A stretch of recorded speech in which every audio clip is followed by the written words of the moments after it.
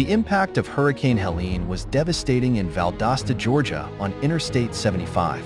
Trees were uprooted, and billboards ripped apart from the intense winds of this Category 4 storm. Utility trucks lined the road, with crews working tirelessly to restore power and repair damages. Hurricane Helene caused widespread flooding and left millions without electricity across Florida and Georgia. The storm's path of destruction is a sobering reminder of nature's power and the ongoing recovery efforts to rebuild these communities.